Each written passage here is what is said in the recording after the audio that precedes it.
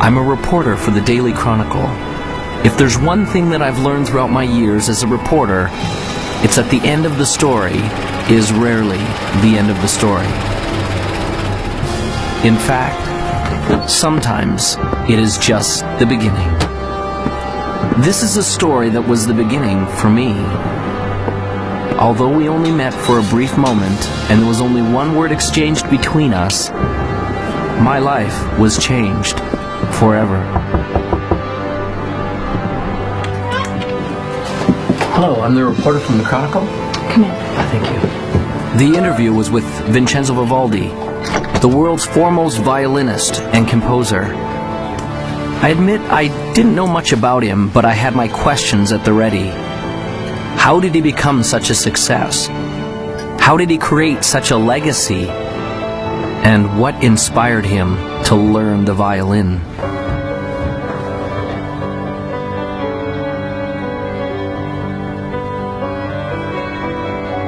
I felt as though I was stepping on sacred ground when I entered the old man's room. I could feel that his time to depart was drawing nigh.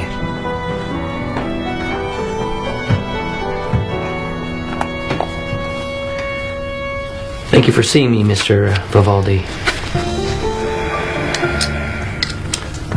For our readers, what would be the one key factor in achieving all of your great and grand accomplishments?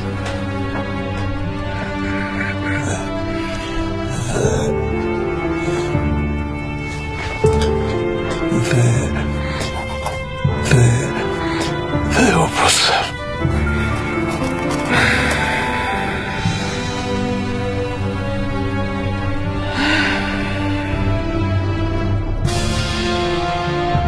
Those were the last words he ever spoke.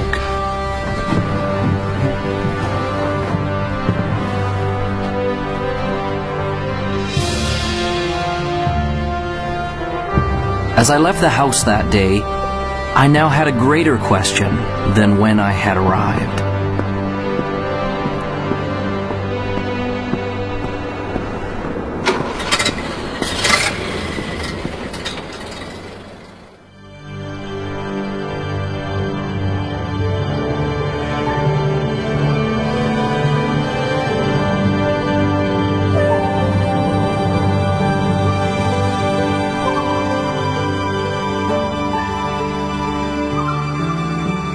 The opus is a composer's greatest work, and the opus is about us becoming the most amazing, magnificent, extraordinary human beings that we were meant to be. You and I are here to do magnificent and magnanimous things. You're here to create, and you're here to contribute, and you're here to connect at a high velocity. Everybody deep inside has a dream, and a vision, and a calling, and an inspiration that they're here to do. Anyone can do this, and it almost sounds cliche. Everybody says, oh, you can be whatever you want to be, you just got to have the dream. And all of that's true. Unfortunately, it has become cliche, and people have stopped listening to it. The best way for you to predict your future is to invent it. It's up to you.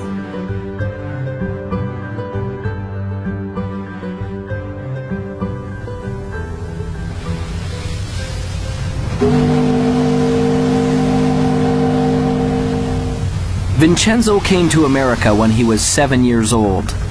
He came from the old country, Europe. When he got on board the boat that would take him to America, he had no idea he was about to encounter two things that would change his life forever. One was a new country. The other was a teacher and a violin.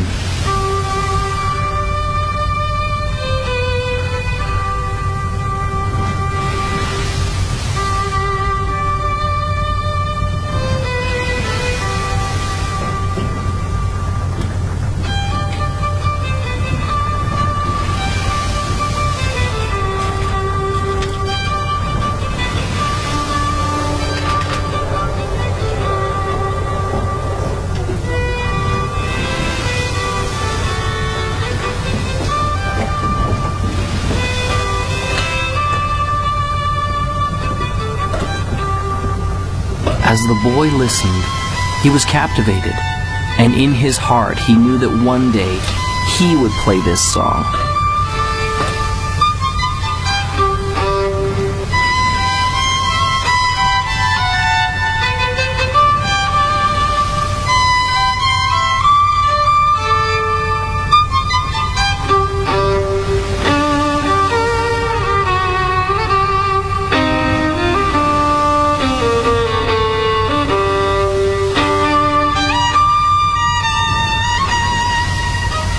Vincenzo said that he wanted to play like that one day. Do you really believe that? Do you really believe you can? The old man asked. The young boy replied, yes. That is the key to unlocking your opus. The old man smiled and told him that he had just begun on the road to becoming great. He gave Vincenzo a notebook and told him to write down exactly what he wanted and to keep the book with him always. Vincenzo wrote that one day he would become one of the greatest violinists the world had ever known. The old man put his hand on the boy's shoulder. When you get there, don't stop. Remember, your opus isn't what you do. It will be the legacy of what you've become. Vincenzo did not understand. The old master smiled and said, one day you will.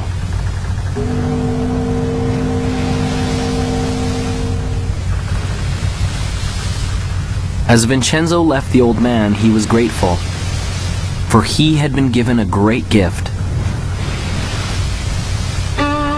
And although he would never know the man's name, the man had changed his life forever.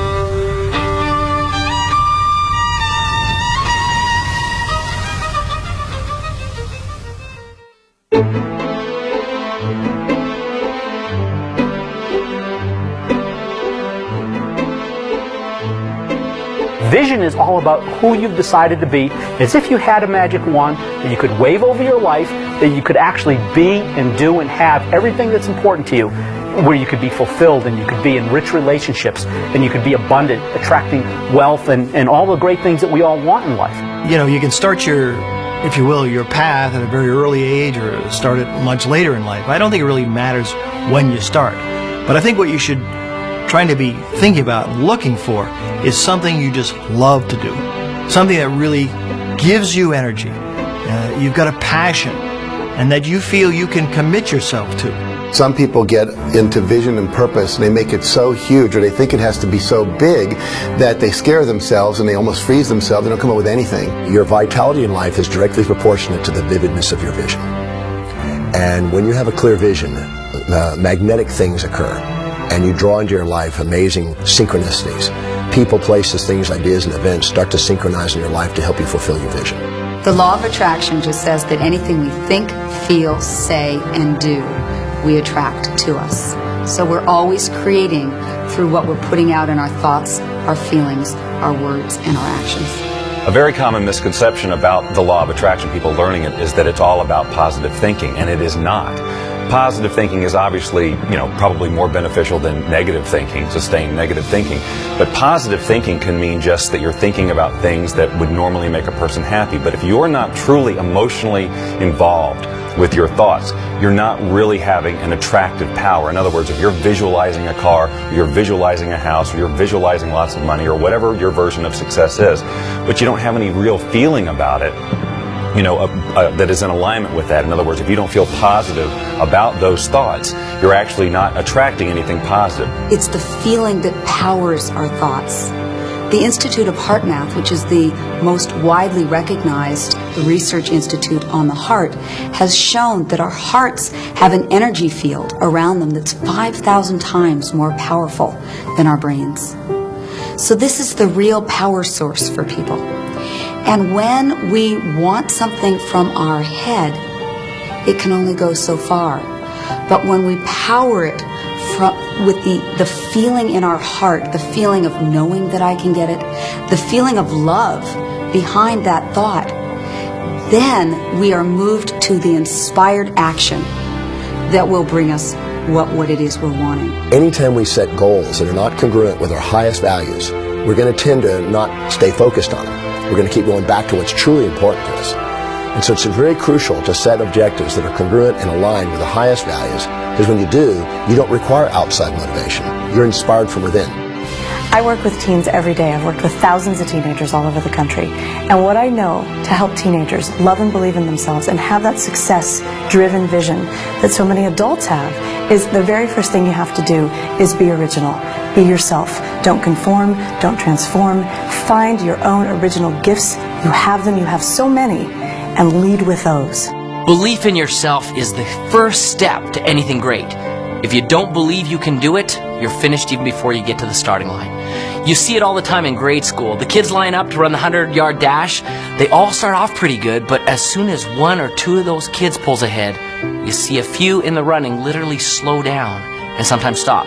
That's because when those kids see someone pick up speed, they begin to doubt that they'll ever catch them. And their brain says, what's the use? And suddenly they believe it. Here. And everything slows down. I started out in a life of welfare and poverty and became the 25th wealthiest person in America. That would be an extreme that most people can't even comprehend, let alone relate to. And it all started because I believed in my own possibilities. Whatever we believe, we become. I don't really think we know what we're capable of. There's incredible potential in all of us. And I mean in all of us. Not some of us, all of us. If you find your passion and that energy wells up in you, and if you can dream and start to get committed to that dream and that vision, then you can be successful and far beyond what you ever thought you could. It is okay to believe in yourself. Start now. Start today. You are the greatest you that will ever be.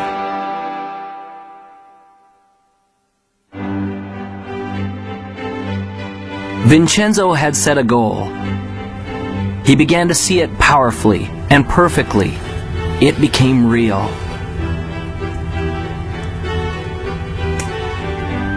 He experienced it in his mind and in his heart. He was living it vividly as though it had already happened.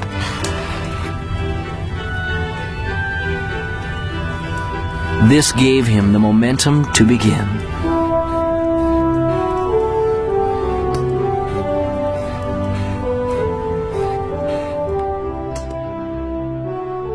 I think that the only way you can get to your goal is by having a clear vision. And I feel that that clear vision doesn't necessarily come from your head, but that it comes up from inside of you. That the more we access our gut feeling, the more that we access our core individuality and listen to what it is that's wanting to be said through us, then we have a clear vision of what we're about. The problem is most people don't really have that clear vision of what success is for them because they've never felt like they were allowed to have that vision for themselves. They always felt like they had to live in to somebody else's idea of what success is. I think one of the steps that people may not do quite properly is that first step of intention. So many times people's intentions are coming out of a feeling of obligation or I should.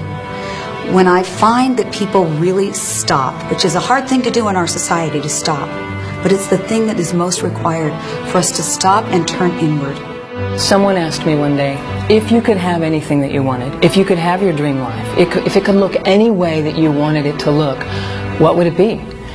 And I was stumped, because I was so used to being good at responding to my difficult circumstances that I even honored myself for being able to make the best of a bad situation. So I would constantly have to wait for bad situations to come around in order to identify who I was and to feel my strength to be able to go out there and do something.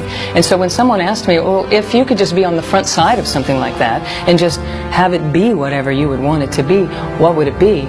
And I couldn't answer the question. I thought, I've got some different kind of work to do. The only way you can get a clear picture of where you're going and to understand what it is that you want out of life, you must silence the restless thoughts that are going through your mind. And you have to ask yourself, what do I want?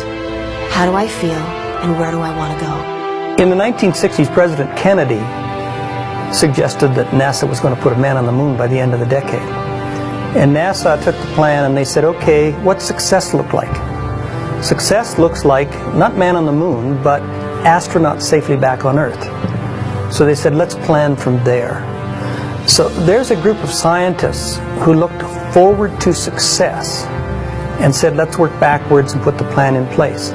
Now the problem most of us have is we don't have a clear vision of what success is. I started thinking about the creative process of living your life as it relates to creating music, because I enjoy creating music and I always have. And it comes back, and I saw the parallel so clearly between how the process is the same. When I sit down to write a piece of music, it's generally born out of some inspiration. You know, I don't work under the rules that you have to write this type of piece of music, it's got to be 30 seconds and it's got to be this beats per minute. You know, I have full, because I do it for fun, you know, I have full creative control, so I work from inspiration, just as we should work from inspiration in our lives. That is what should guide us, that is what it should help us to create our vision, is feeling of inspiration, not someone else's sense of passion or their likes or interests, but our own. I have a philosophy of life, and that is this. Achieving any type of goal in your life is 99% intention, 1% methodology. Is being crystal clear about what you want and the how, the methodology, will show up later. When people talk of clarity, it often gets described as just writing down your goals. The most important element is often left out. That's finding your motivation. If you want to get to your goals quickly, you've got to have clarity on why you want it. What does it mean to you? Why do you need it in your life? And the stronger and more important the why, the more power you will have to pursue that goal.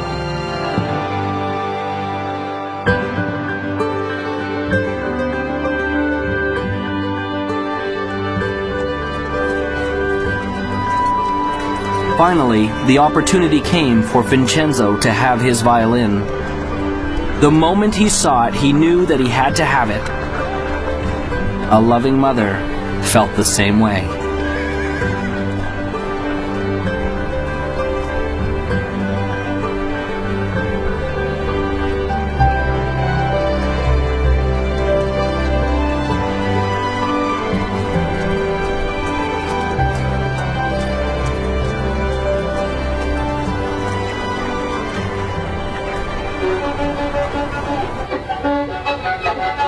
It was not as easy as it looked. But Vincenzo had made a decision and a commitment that he would learn to master this instrument no matter what.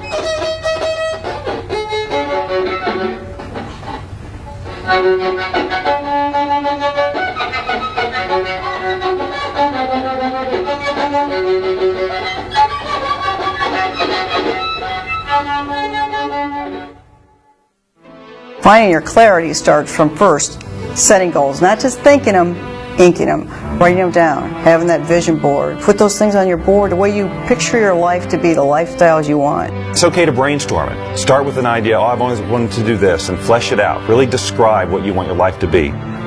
You may find that it evolves even as you write, and that's okay. Take the time to decide what you truly want, because it isn't until you do that that you're going to be able to stabilize any sort of vibration around it from a law of attraction point of view to attract that into reality. When you're in the achievement process, what is your greatest moment? Some people think that it's when you're at the finish line, or at the top of the mountain peak, or when your bank account has finally reached that bulging, overflowing amount. If those are your goals, then those moments when you get there may be exciting, there's no doubt about that. But that isn't your greatest moment. Your greatest moment can be measured by 3 things that make it great. What moment will have the longest effect on your future life? What moment will carry the greatest future consequences? And which moment will have the farthest reaching impact on you and those around you? Your greatest moment, therefore, becomes the moment that you decide. Decision changes everything.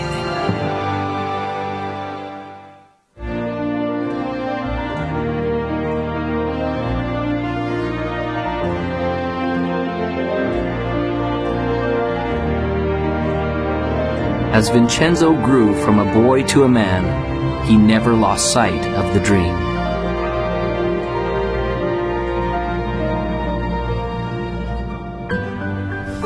Vincenzo worked and saved his money to pay for lessons for his violin.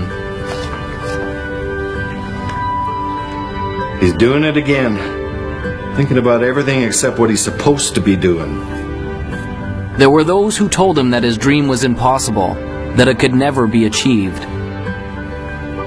Still believes he's going to be famous. Ladies and gentlemen, the famous, one and only, time-wasting, daydreaming, broom pusher.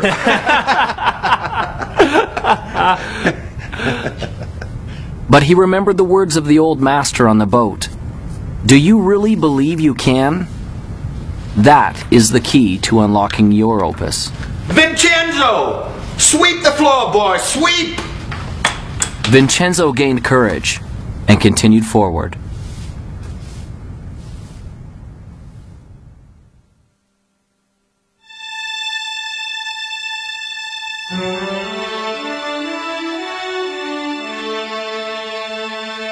How do I get started? You just get started.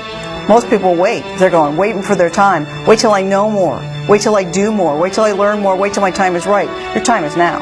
So just get started. You can't sit on the couch and eat potato chips and expect things to happen. You visualize and you materialize, yes, but you must act. A mediocre plan today is far better than a perfect plan tomorrow, because tomorrow never comes. We all know that New Year's resolutions last 30 days or 3 weeks or 3 days or for some people 3 hours. And that's a result of this great commitment. And what I want people to do is to step back and, interestingly enough, to essentially dial it down. Focus on what you can do, not what you could do. If you can't get the big picture, start with the small stuff. A decision isn't something you take lightly. It isn't a wish or simply saying, I'd like to. There will be no power in it until you say with clarity, I will do it, and attach that commitment to some action. What will you do to get things started? I'm a big believer in planning. Partly because my first career was in the television industry. And if you don't plan a program, you're asking for a disaster. And that's not to say that you set a plan down that's absolutely rigid. But you put a plan down that you can then change and adjust as you need to when you're going through the production. Same thing with the writing of the music. I start with an end in mind in terms of how I want to feel, but I don't have every note already written in my head. That's what makes this process so fun and creative. Because the minute you feel like you have to go here because that's where you said you were going to go in the first place, the song has to sound like this because that was my original vision, you cut off all sorts of possibility. You don't have to know everything before you get started. Top achievers never have all the answers, and they also don't wait for all the answers to come until they get started. They just get started. They don't let questions paralyze them. They understand how to face the unknown and have the courage to do new things without all the answers. They know that the answers will come, and they adjust their course with each step forward that they take. Most of the answers come in the action, not in the calculating. You've got to learn that too. When you're up against the unknown, remember this phrase. Top achievers are not perfectionists. They're improvisers. Get started. It's hard to start. It's scary. And I know I've seen in my own life that some people they're just waiting for everything to be perfect. There is no perfect time. You'd never have a perfect plan. But you need to move forward. If you're convinced and you're passionate, it will develop. Have some faith. It can happen. It will happen. You got to stay positive, but you got to keep moving forward. And you got to keep moving forward knowing you don't have all the answers. I wanted to be a fighter pilot my entire life, but back in 1986 there was an experience which pretty much dashed my hopes up against the rocks. Back in 1986, the movie Top Gun came out, and you'd think that would be a source of motivation for me, but really what it was everybody else at that point now wanted to do the same thing that I wanted to do. Everyone wanted to become a fighter pilot because they all wanted to be just like Maverick. And what I knew back then was I was a pretty average guy. I knew that the people who were ahead of me were smarter, faster, they were stronger, and I thought, man, I'm not going to be able to do this anymore because all these people now want to do what I want to do.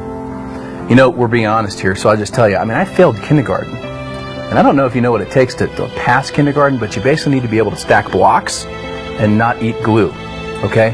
I mean, that's pretty much about it. So I failed kindergarten. I know that I'm a pretty average guy, okay? And I look at all these people who are ahead of me, and I'm thinking, man, there's no way I'm going to be able to make it. But, you know, I followed through with my dreams, and I pressed on. And what I realized through that experience was that I may have been in the 5th percentile on the bottom, but the 95% of the people who were above me never took any action. Often people have a great idea, and they get excited about it, and they go, wow, I'm going to go do this. But you know something? They don't do it. They think about it, they get excited about it, maybe for an hour, maybe for a day, maybe even for a week or a month. But it dies. They don't take action. They're really not committed. They're really not passionate for it.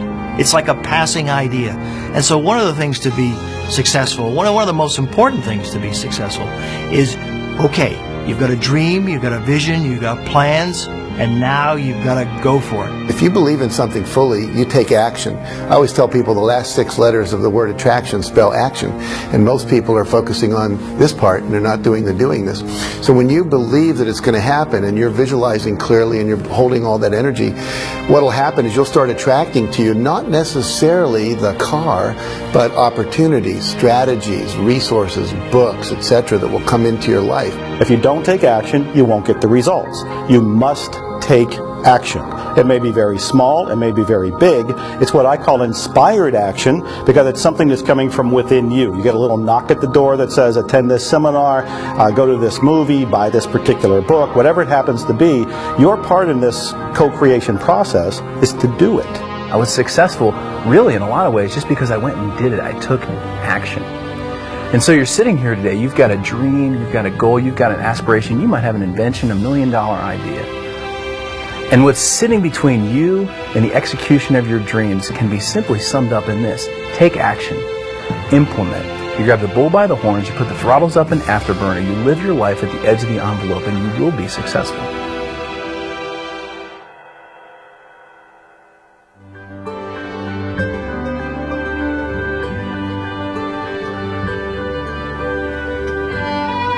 Vincenzo continued seeking additional understanding and education wherever he could, surrounding himself with other masters who could help him find his gift and develop his passion. This required effort and work.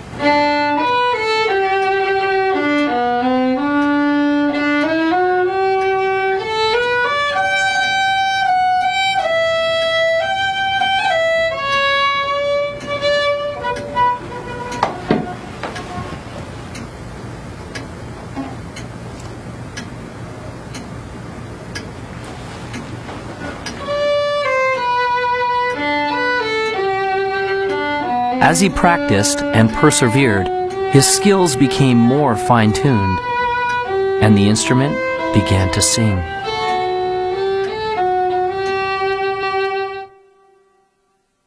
Whatever you want to do, whether you're an athlete, whether you're in business, whether you're a pilot, if you want to be successful, there are heroes, there are masters, there are people who have been successful before you who will be willing to teach you how to get where you want to be. You don't need to fly solo in this life. If you have any goal that you want to achieve in your life, the first thing I would invite you to do is surround yourself with people who believe in what you do. And sometimes those people, they're not your family, they're not your friends, they're not your coworkers. You actually have to create that. You have to create your own, what I call your own mastermind, your own board of directors of people who will support you. My adage is that if I'm ever in a room with 5 people, I want to be the dumbest one in the room. I don't want to be the smartest guy in the room. I want to be the dumbest one in the room. If I'm the smartest guy in the room, then I'm not listening to anybody. Then I think I already know it. Then I think they're not capable of teaching, training, sharing, or giving me anything of value. But if I think I'm the dumbest one in the room, then all 4 of them are brighter than I am. And I can learn from any one of them. And what that causes me to do is to shut up and sit down. And get a chance to learn, because most of us are talking so much, we aren't listening. I like the idea of modeling other people's success up until the point where you reach something that, hey, this isn't me. It's not me to model this guy like that. Because if you try, it will not work. You'll send out this really weird field of resistance and things will not work for you, no matter how successful that other person is. So I model lots of people, but not one particular person. I will look for things that they do and say, I can incorporate that into my plan for sure. This guy over here, no, not so much. This is where I leave him and go to somebody else.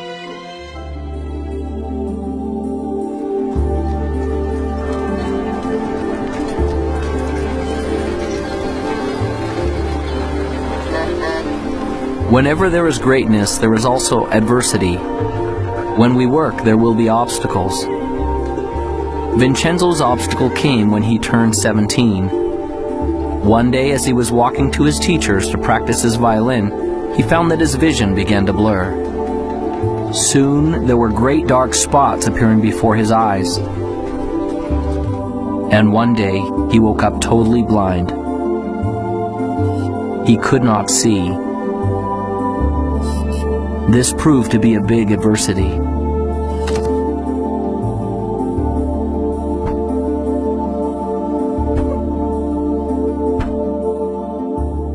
On March 10, 1981, I thought I had the world by the tail. I was Mr. Egotistical. I was self-centered. I was center of the whole universe, and so I thought. I was very successful. I'd gone into the life insurance business, making a lot of money. Had a nice home, had a nice car, had a wife. You know, I was living the American dream, and so I thought. And then I went and bought myself an airplane. The next day I took off in that airplane for a little pleasure trip just to check it out. Then in that day my whole life changed. I had a power failure. When I was landing, the engine failed. I had some power lines and crashed. I was just entering my senior year and I wasn't really going out much. We had moved to a new town and I was feeling a bit awkward in my skin. I went out and I met someone. I thought, oh, he's the one, and ended up pregnant in my senior year. And if you want to be judged, I was going into a school where there were nuns, and they were convinced, and so was my entire school system, that found out I was pregnant in my senior year, that I was going to go to someplace with the letter H and 3 letters that followed. And it took me a long time to regain my self-esteem. And so my life started out as a pregnant teenage runaway. When I was born, my parents didn't know that I was didn't think that I was going to be a little person, of course. So that was a big surprise. And they had some difficulty with it, some challenges with it. Then I went off to school, and I had challenges with kids there teasing me, calling me names, stuff like that. 4 days later, I woke up in the hospital. I was in coma 4 days, and I was in bad shape. My neck was broken at the first and second cervical vertebrae, and my spinal cord was crushed. The nerves that control my diaphragm were destroyed, and I couldn't breathe. My swallowing through flesh was destroyed, and I couldn't eat or drink. My larynx and voice box were crushed. Every muscle in my body was destroyed. I couldn't do anything but blink my eyes. My bowel, blood, and kidneys didn't have function. I lay there for 8 months in that hospital. All I could do was blink my eyes. The doctor said it was hopeless. I prayed that I could learn something through this experience, and maybe one day I could help others through it. Well, I gave birth to a little baby girl, and I kept that little baby girl for 5 months. And it was a tough 5 months. It was a tough road to hoe. I worked 3 jobs, and I couldn't really make my ends meet. One day I made a decision to place her for adoption.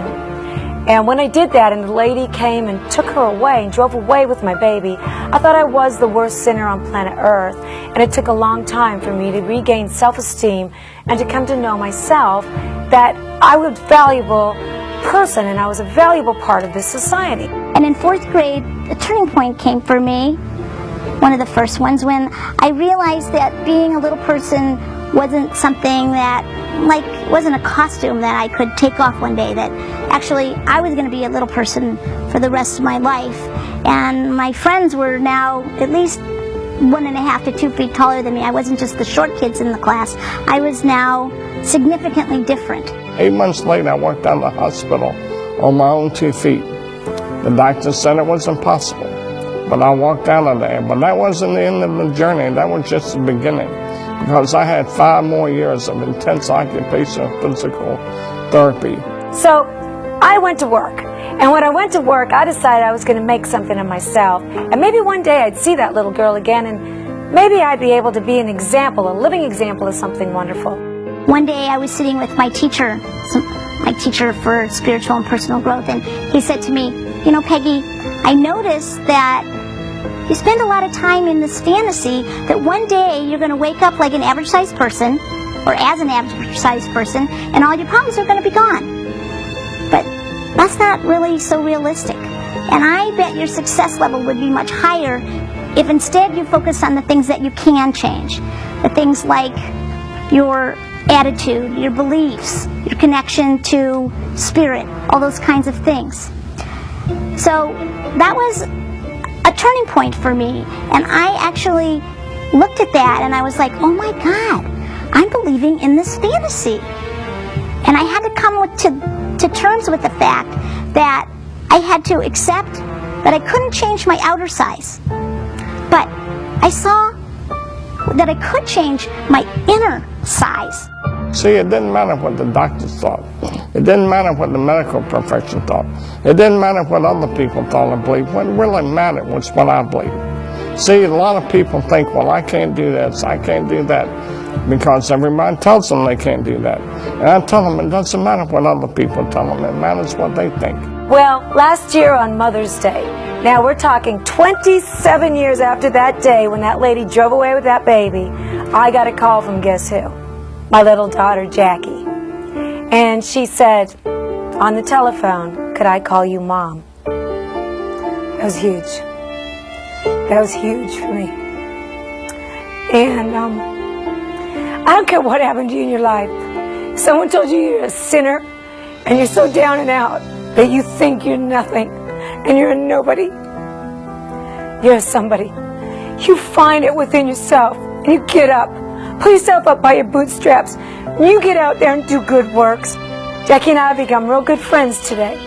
And I thank God she's a valuable part of this life. You know, I barely finished high school. Today I sat on the Harvard Women's Leadership Board. When the times I was down, when the times that maybe the vision started to fade a little bit, you know, I'd be dishonest if I said they weren't. Of course there were times.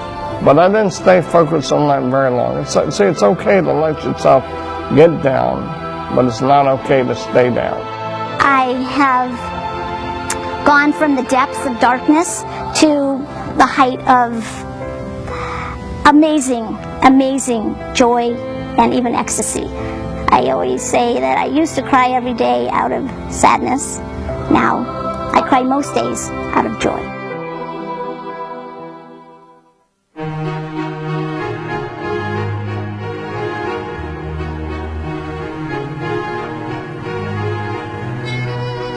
Vincenzo continued to practice his instrument. But it was much harder now. The music didn't come as easily. Often the notes didn't sound right. Often the people near him told him he was failing. He began to feel like he was failing.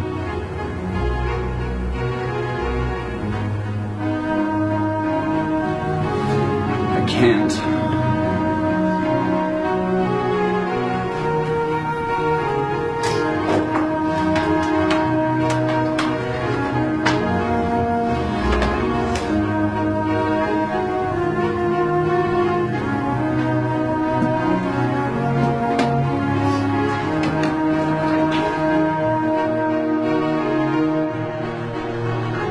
Vincenzo had given up.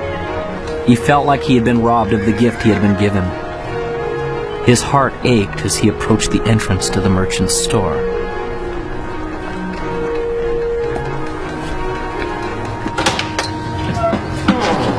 Hi, Vincenzo. A surprise. What brings you here? I'd like to sell my violin. Those were the most painful words that he had ever spoke. Are you certain about that? Well, let's have a look, shall we?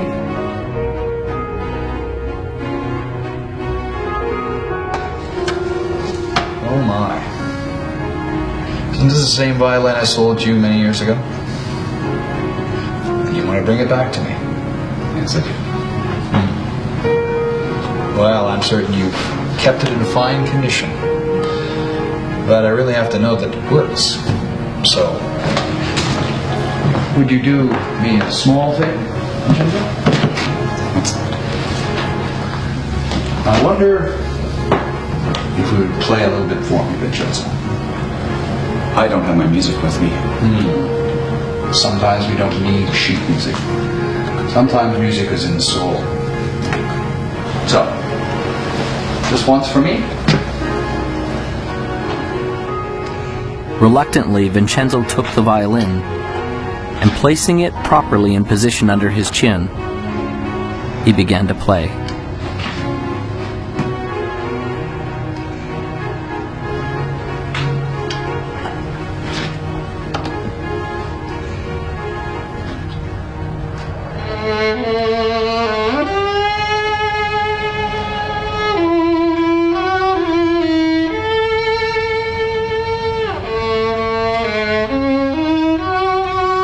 He began playing slowly at first, until his heart began to play the notes.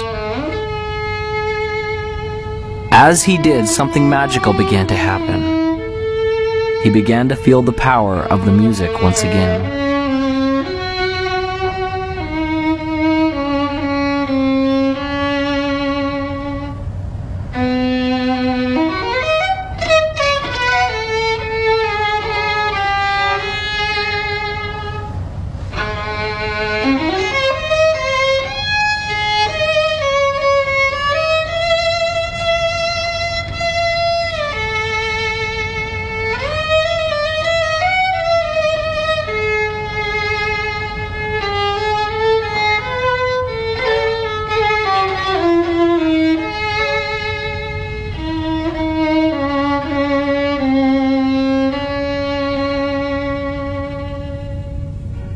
When he had finished, a change had taken place, and there was hope. I can't sell you my violin. I thought as not. You keep the violin, Vincenzo, and play, all right? Vincenzo left the shop with a resolution that he would never again give up on his dream.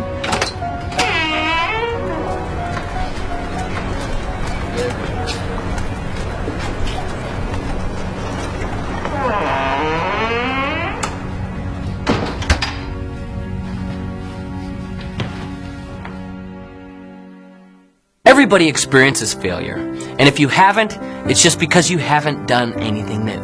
Because everything new requires failure. It's just a fact. In education, there's a term designated for new learners. It's called the J-curve, a J. When we start, we may begin here. As we begin to implement the new experience or information in our life, we initially struggle, or perhaps even fail. But as we learn the lessons from our failure and are persistent, we become competent and very successful with our new lessons or experience. And as we get competent, things go up dramatically. That's a J-curve. Most things in life come to us that way. So as we encounter feelings of frustration, we need to understand that it's normal, and we will get through it if we persevere. There was a software executive who made a huge error, costing the company millions of dollars. And this is a true story. Millions of dollars at this one mistake or one failure he had made. So he went in, he was called in to see the chairman and the CEO. And of course he brought his resignation letter. And he handed it to the chairman. And the chairman said, what are you doing? We just spent millions of dollars educating you. You can't leave us now. Now, not every employer is going to be that compassionate, but the universe is. Every one of us gets rejected, and what you and I need to do as individuals is reject rejection. Make yourself rejection proof.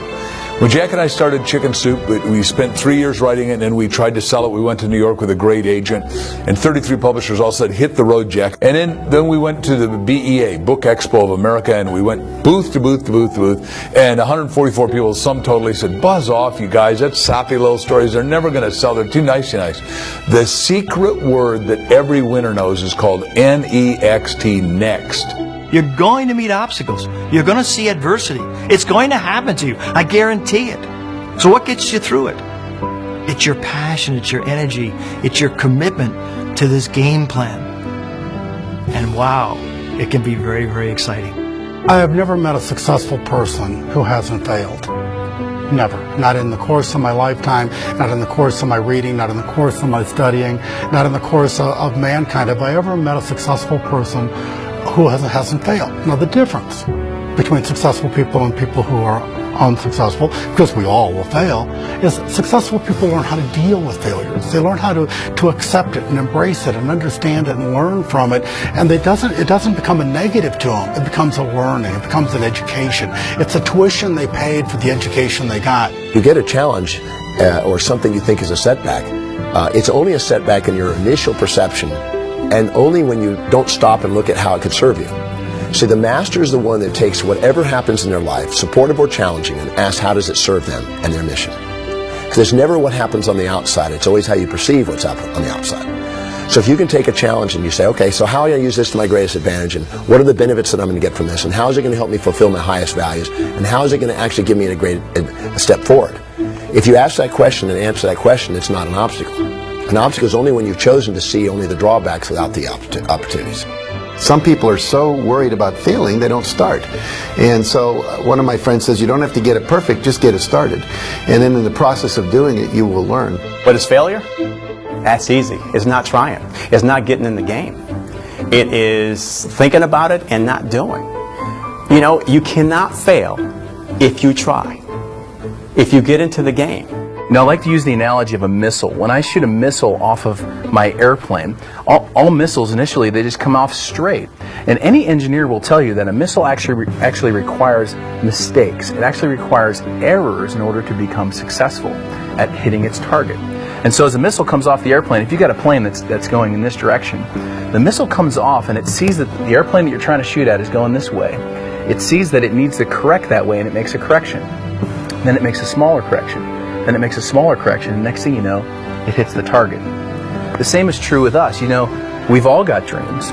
We all have a target, and we all have goals. A failure-minded person goes down the road towards their goals. They hit that first obstacle, and they go, I'm a failure.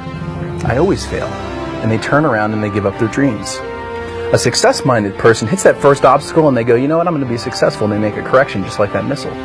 They hit the next obstacle and they make a little bit other correction, just like that missile. And next thing you know, they find that they've zigzagged their way to their target, to success. When I was learning to walk, my parents didn't say, oh, Jack failed after 7 tries, let's give up. They said, just, keep coming, boy. However long it takes, you're going to make it.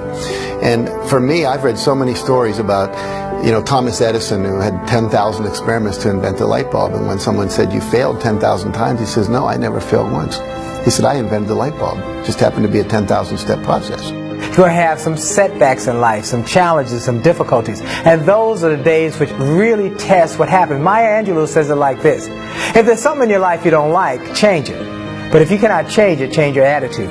That is why it's critical for you to work on your attitude and thought to have a reservoir from which to draw from before you need it. Because you're going to have some days which test you, which try you, which really push you to the edge. And those are the days that you need to make sure that you have a positive outlook, a positive inlook, and a positive uplook. That you are thankful and grateful for all things, even the challenging things, because it is through the challenges that we grow, that we stretch, that we start to become all that we can possibly become. In our society, so often we focus on problems and obstacles and challenges and failures. And those kind of things paralyze us. They cause us to stop because we can't really see beyond that. But the truth of the matter is, if we look carefully, we'd see very clearly there is no such thing as a problem. Everything is a puzzle. And there are answers to puzzles. So when you run up against something that you're not sure of, doesn't mean it's a problem. Doesn't mean you can't get around it. You just need to find the right answer for that puzzle. I've decided that every single thing that happens is a success. Everything. There's a learning experience, maybe I achieved whatever the goal was, but I'm going to go after something else. I just learn, grow, and go.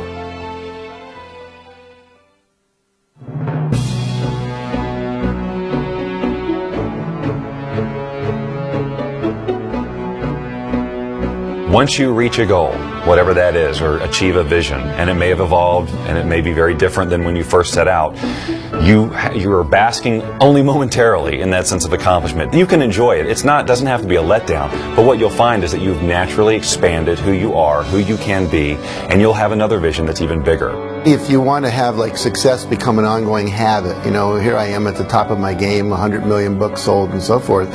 For me, it was never about selling books. It was always about making a difference. You can't stop making a difference. You know, making a difference is something that continues forever. It's the little things that you do on a daily basis that get that momentum ball turning, and all of a sudden, after a while, you have so much momentum behind you, you couldn't stop it if you tried. You can have addictions that are actually good for you, that are actually taking you forward in life, that are actually keeping you healthy and happy, and success is one of those. When you start tasting success, you want more of it. Aristotle said, excellence is not an act, it's a habit. So you get in the habit of excellence, and then you can go as high and dimensional and multi-passionately purposeful as you want, which is, you don't want to just do one thing, you want to do a multiplicity of things, because when the game called life is over, you look back on life, the only thing you can take with you is your memories. So you want to create a basket full of life memories that are worthy of you, that are valuable, that are vital, that are just exquisitely good. The only difference between people who are happy and those who aren't is their habits. So it's really a very simple thing. It boils down to only one thing. What habits are you choosing day in and day out? And the good news is that every day you get a new choice to pick new habits all day long. Every decision you make in every moment is determining the habits that you'll have today and tomorrow and the next day, and the outcomes that you'll have in your life. So if you want a life that's successful, choose the habits of successful people. If you want a life that's happy, choose the habits of happy people.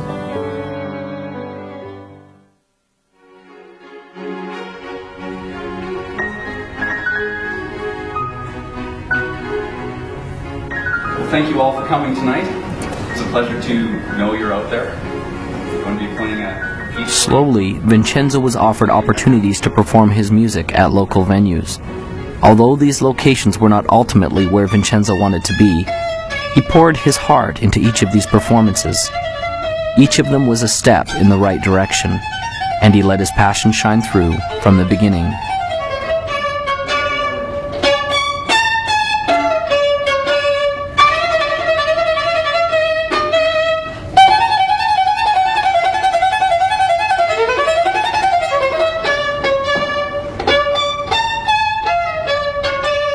As can be expected, this wasn't always easy. There were times he was afraid, but as he faced each challenge and each frightening moment, he seemed to build momentum and increase in his greatness.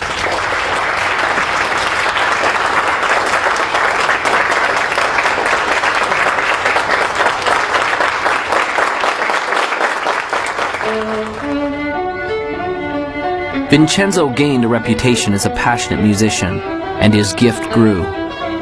Doors opened for him to begin to play with other masters. Soon Vincenzo was playing in the most grand concert halls of all. His dream to play was fulfilled. His opus had arrived. But was the journey complete? There was the question the old master had asked him that he still yearned to understand.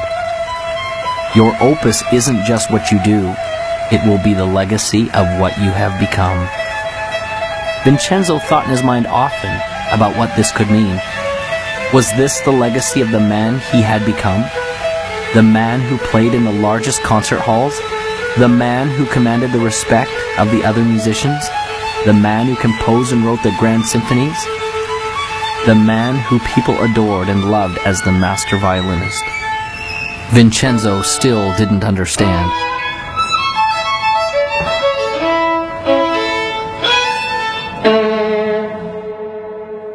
I think we have in our own DNA, sort of this need, if you will, of assisting others and helping them move forward towards their own goals or vision.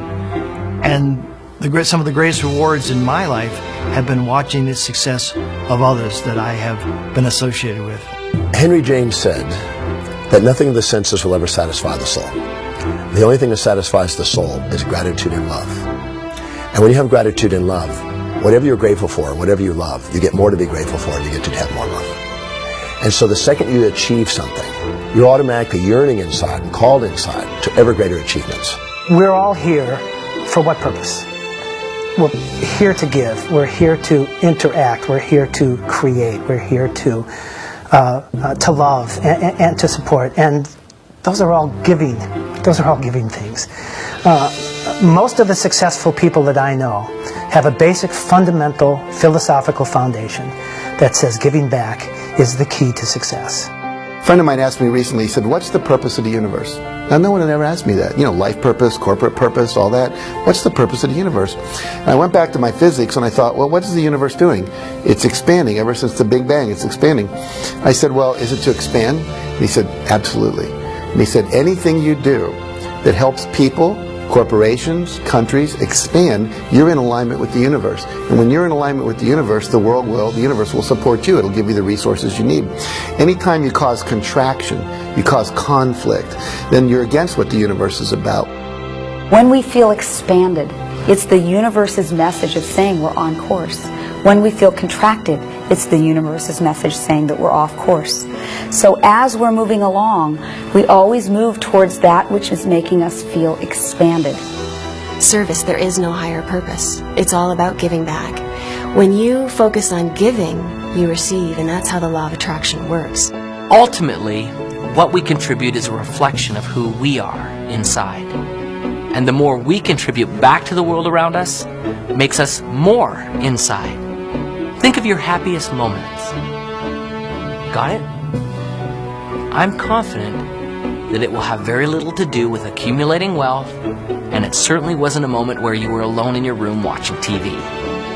I'd be willing to bet that it was a moment where you did something for someone that they could not do for themselves.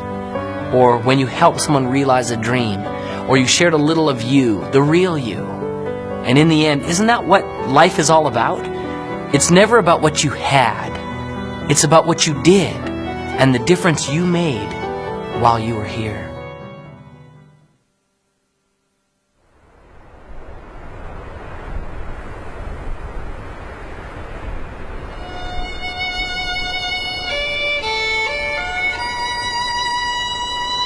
Your opus isn't just what you do. It will be the legacy of what you have become. Vincenzo still didn't understand.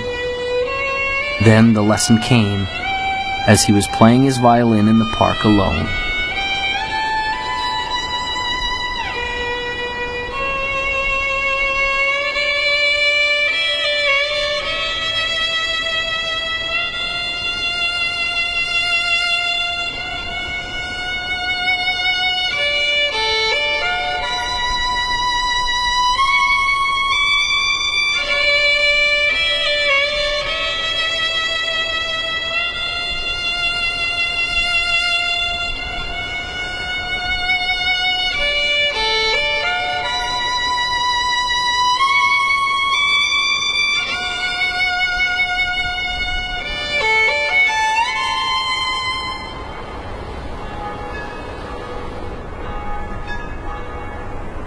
And so Vincenzo passed along the message that had changed his life.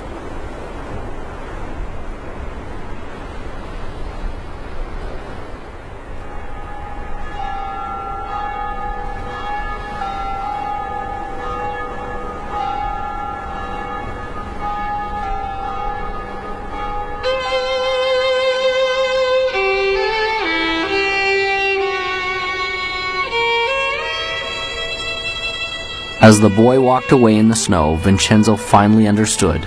It was almost as if the voice of his old friend the master came to him. Remember, your opus isn't just what you do. It will be the legacy of what you have become.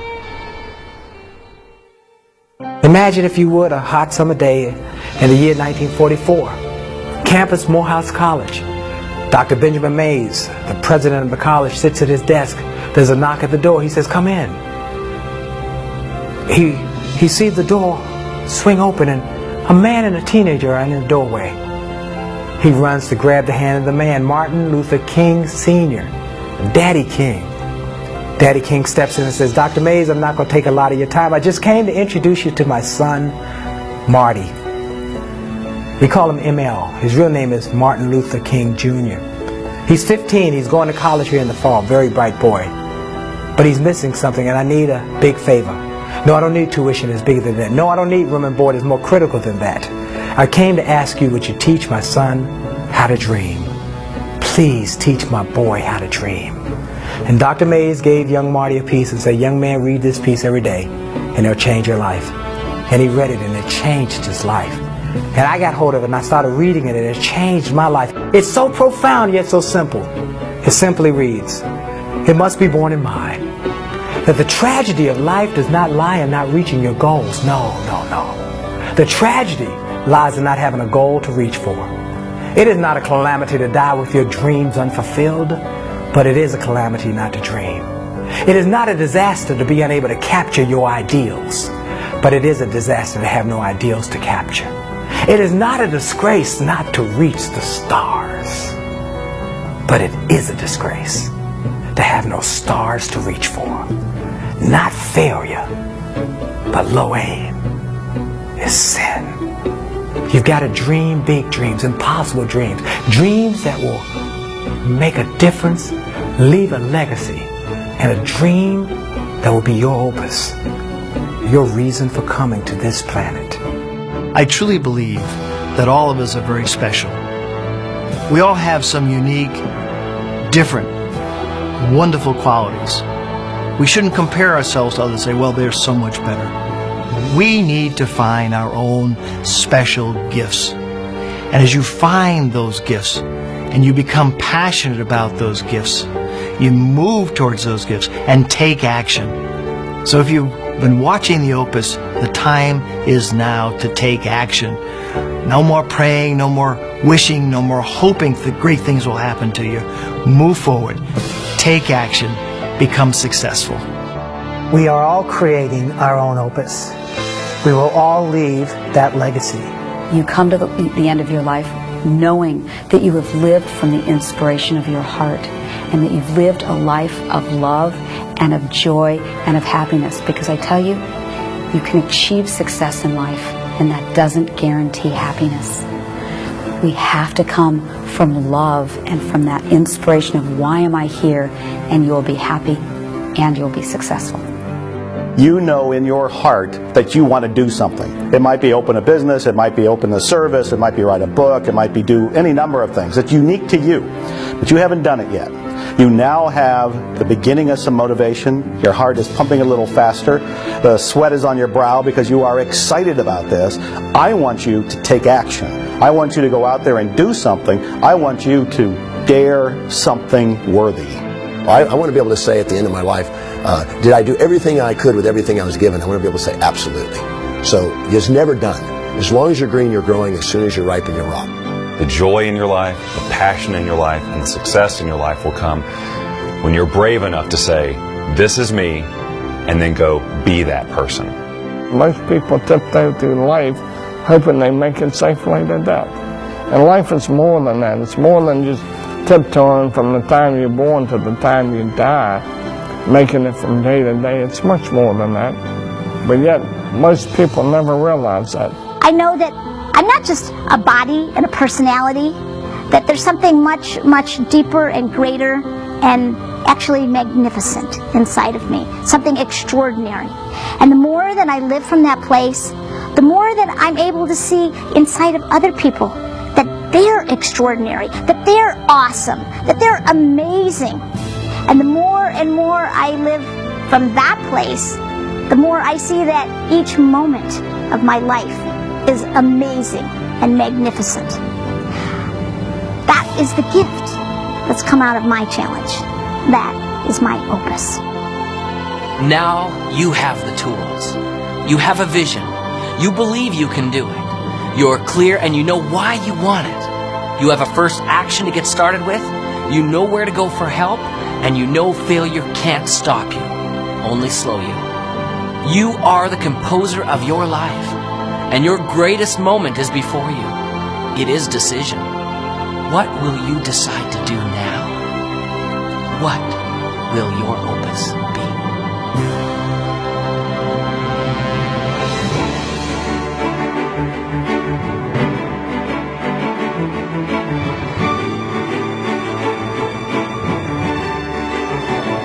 Your opus isn't just what you do. It will be the legacy of what you've become. One of God's greatest requirements with lasting success is to teach the man who possesses it. to teach him about himself, and to allow him to contribute what he has been blessed with back to the world. Vincenzo's music was a great gift to all who heard it. But the true gift was in the legacy that he created in another. This was truly his opus.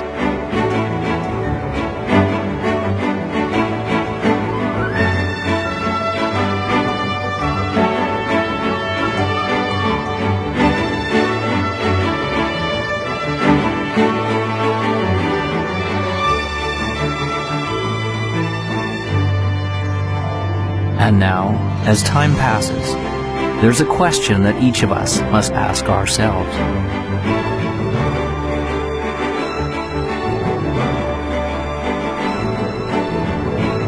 What will your opus be?